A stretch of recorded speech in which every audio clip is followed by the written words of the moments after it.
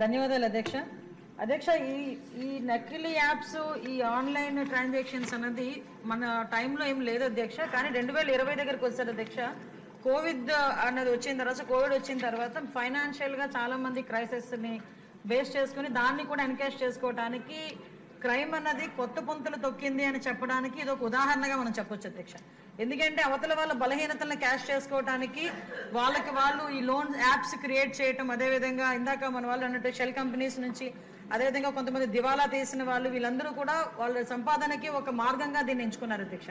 అదే టైంలో ప్రజల తాలూకా సెంటిమెంట్ కానీ వాళ్ళ తాలూకా భావోద్వేగాలతో వాళ్ళు ఒక క్యాష్ చేసుకోవడానికి ఈ లోన్ యాప్స్ ని క్రియేట్ చేయటం, అదేవిధంగా వాళ్ళకి 5,000 4,000 అన్నది వాళ్ళకి చిన్న చిన్న అమౌంట్స్ అధ్యక్ష. ఇందాక మన గౌరవ సభ్యులు చెప్పినట్టుగా ఒక SMS వస్తుంది, మీకు ఎటువంటి డాక్యుమెంట్స్ అవసరం లేదు, ఇన్స్టెంట్ గా మీకు లోన్ ఇస్తామని చెప్పేసి 5,000 10,000.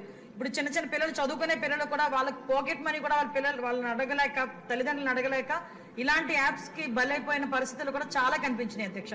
ఇటువంటి సందర్భంలో అధ్యక్ష వాళ్ళకి ఆ యాప్ వచ్చిన తర్వాత ఇంకా వాళ్ళకి వెంటనే ఒక నోటిఫికేషన్ వచ్చేస్తుంది, వాళ్ళు ఎగ్రీ కొడతారు అధ్యక్ష. ఎగ్రీ కొట్టిన వెంటనే వీళ్ళ కాంటాక్ట్స్ అన్ని వాళ్ళ హ్యాండ్ ఓవర్లోకి వెళ్ళిపోతాయి, వీళ్ళ గ్యాలరీ మొత్తం వాళ్ళ హ్యాండ్ ఓవర్లోకి వెళ్ళిపోతుంది.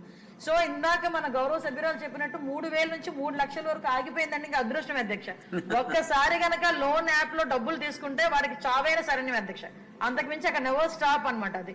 ఎందుకంటే వాళ్ళు అడుగుతూనే ఉంటారు, అడిగింది ఇవ్వకపోతే, టైంకి ఇవ్వకపోతే వెంటనే కాంటాక్ట్ లిస్ట్ లో ఉన్న వాళ్ళందరికీ ఈ ఎంఐ పోలీసులకు దొరికారని, తప్పుడు పనులు చేస్తూ పోలీసులకు దొరికారను, మార్పుడు ఫొటోస్ పలానా వాళ్ళకి పంపిస్తామని ఇది తట్టుకోలేక చాలా మంది సూసైడ్ చేసుకున్న పరిస్థితి కూడా కనిపిస్తుంది.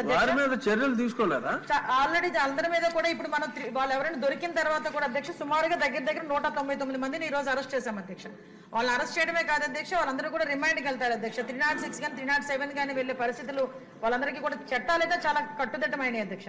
ఎంత చట్టాలు మనం కఠినతరం చేసినా వాళ్ళ తాలూకా టెక్నాలజీ బేసెస్ పెట్టుకుని ఇంకొంచెం మనం ఒక స్టెప్ వేస్తే వాళ్ళకు 10 స్టెప్లు ముందు ఉంటున్నారు అధ్యక్ష. ఆఖరికి ఇలాంటి లోన్ యాప్ లో కానీ సైబర్ క్రైమ్ లో కానీ బలైపోతున్న వాళ్ళు చదువు లేని వాళ్ళు బలైపోయారంటే ఒక అర్థం ఉంది అధ్యక్ష.